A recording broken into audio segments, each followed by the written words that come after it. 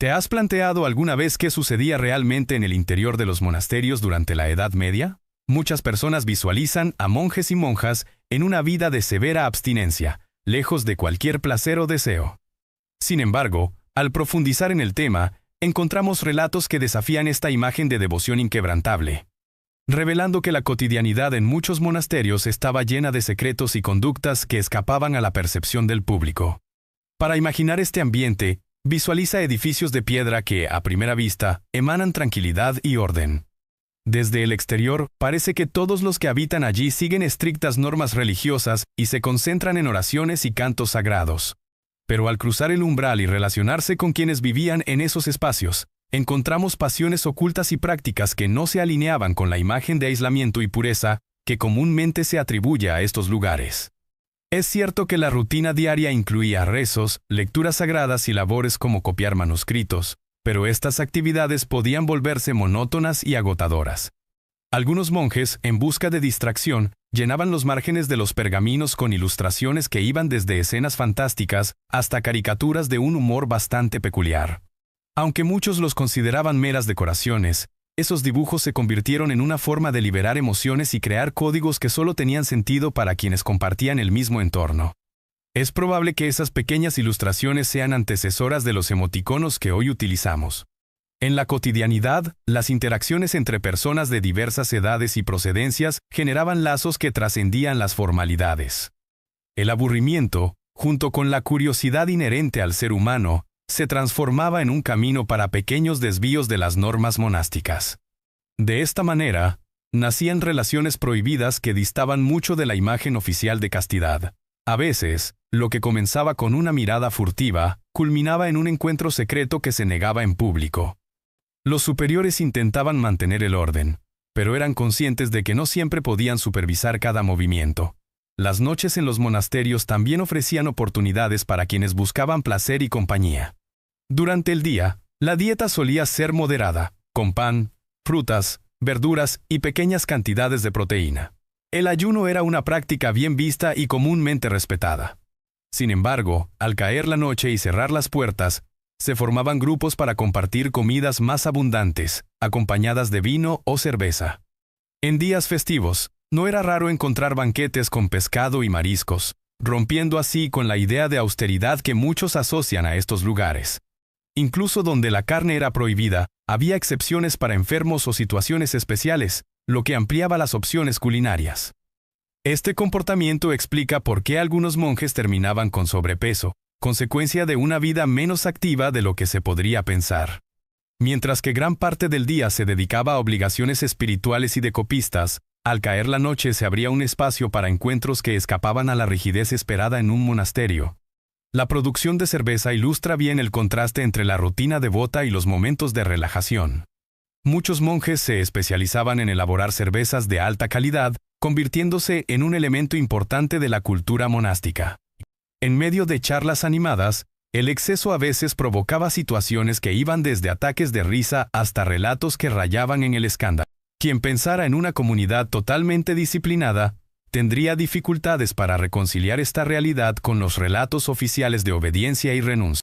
Por su parte, las monjas también enfrentaban conflictos internos, y no siempre lograban resistir las tensiones del día a día. En algunos conventos, había quienes dejaban velas encendidas en las ventanas durante la noche, así se producían encuentros nocturnos que ponían en riesgo los votos de castidad.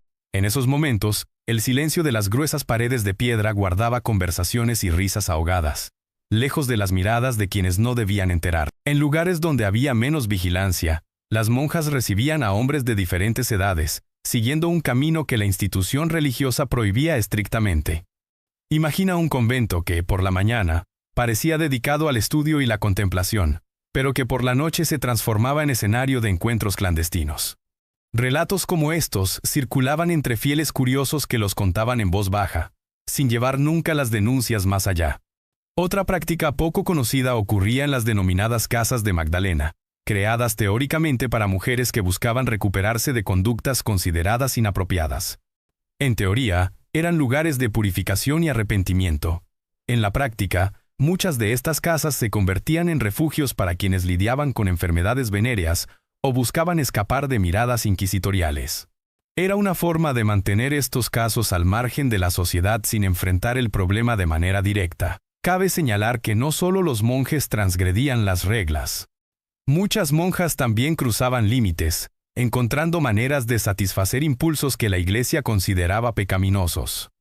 Los supervisores intentaban intervenir, pero no siempre lograban frenar conductas que oficialmente no debían existir.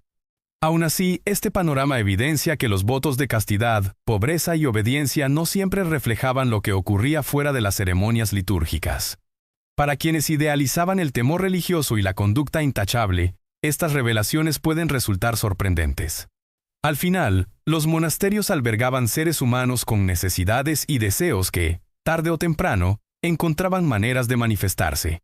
Durante ocasiones festivas, como la Navidad, las historias de transgresión se hacían aún más evidentes, con relatos de monjas y monjes recorriendo pasillos mal iluminados en busca de encuentros que ciertamente no figuraban en los documentos oficiales. Estos episodios demuestran que, a pesar de toda la pompa religiosa, había mucho más ocurriendo tras los cantos silenciosos y los libros manuscritos. Entre conversaciones susurradas y risas contenidas, surgían lazos y aventuras que no se alineaban con la imagen de santidad. Si oficialmente estos espacios estaban dedicados a la devoción, lejos de las miradas externas, se convertían en escenarios de episodios únicos. Al final, la naturaleza humana encontraba formas de manifestarse, incluso donde las reglas establecían que no había lugar para esos impulsos. Así que, si estos relatos te sorprenden, ten en cuenta que una buena parte de la historia de los monasterios quedó fuera de los documentos oficiales. Los muros de piedra, en lugar de servir solo para preservar la pureza, muchas veces también ocultaban secretos, y de vez en cuando, esos secretos escapaban, alimentando rumores que cruzaron los siglos. Hoy aún podemos hallar vestigios de estos comportamientos en los detalles de las ilustraciones antiguas, en los libros que documentaron la rutina monástica y en los relatos orales que se han transmitido de generación en generación. Por eso, antes de imaginar que todo estaba perfectamente controlado, vale la pena recordar que la Edad Media fue tan compleja como cualquier otro periodo histórico. El ser humano, en cualquier época, carga con deseos y debilidades que no desaparecen solo por la fuerza de las reglas escritas. En muchos monasterios había disciplina, sí, pero también había deseo, curiosidad y anhelos de experimentar lo que estaba más allá del alcance de las miradas externas. Así, lo que sucedía dentro de las paredes de piedra no siempre se mantenía en el silencio de los claustros. Relatos antiguos indican que, durante la Navidad, ciertos monasterios se convertían en escenarios de actividades poco comunes. En un convento italiano de los siglos X y XII, por ejemplo, se descubrieron túneles secretos que conectaban los aposentos religiosos con palacios de familias nobles. Estos pasadizos permitían que monjas insatisfechas con la rutina monástica tuvieran rutas de escape, pero también servían para encuentros privados con hombres de alto rango social. Incluso en las noches en las que supuestamente todos debían estar en oración.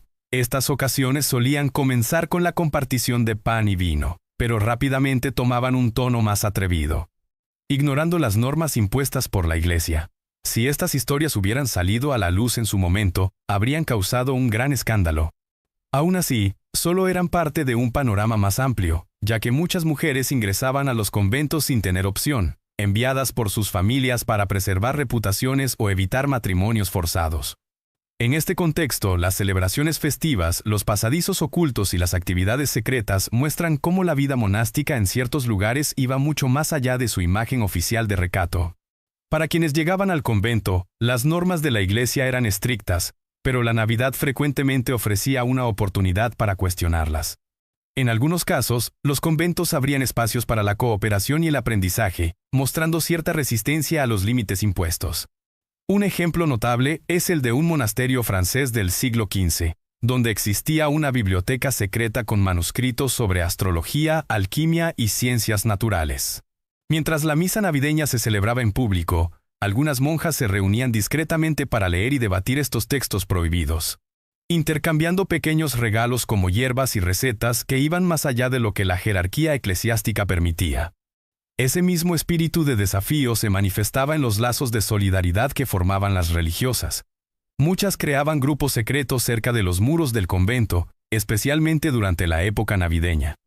Estas reuniones ofrecían una oportunidad para reflexionar sobre anhelos de autonomía, que no siempre encontraban espacio en la rutina diaria. Entre oraciones y lecturas sagradas, un pensamiento más libre florecía en los momentos de silencio, alimentando una fuerza interna que les daba valor para desafiar las convenciones. También existen relatos sobre la época de fin de año en los que monjas adoptaban identidades falsas y se mezclaban entre la población local. Algunas planeaban estrategias de fuga utilizando pasajes ocultos y códigos secretos compartidos entre ellas. En un episodio registrado en un convento alemán, por ejemplo, un grupo de monjas organizó encuentros nocturnos con caballeros en la víspera de Navidad, llamando la atención de las autoridades religiosas. Aunque intentaron mantener todo en secreto, ciertos documentos históricos describen estos eventos, revelando aspectos poco conocidos de la vida monástica. No todos los encuentros implicaban romance. En muchas ocasiones, las monjas atendían necesidades prácticas de las comunidades cercanas. Durante el invierno, era común que las enfermedades se propagaran o que ocurrieran accidentes, y las religiosas tenían conocimientos sobre plantas medicinales, preparando ungüentos y mezclas capaces de aliviar el dolor. Si bien estos procedimientos a veces eran vistos como milagrosos, también existía el riesgo de ser acusadas de prácticas antinaturales o incluso de brujería, ya que ciertos sectores de la Iglesia temían todo lo que escapaba de su control oficial. Mientras la mayoría de los documentos oficiales se enfocaban en la obediencia y la vida contemplativa, pequeños fragmentos de información sugieren la existencia de transformaciones silenciosas dentro de los muros de piedra. Surgían rutas y posibilidades que trascendían el simple acto de rezar, revelando una realidad compleja y diversa que apenas comenzamos a entender mejor.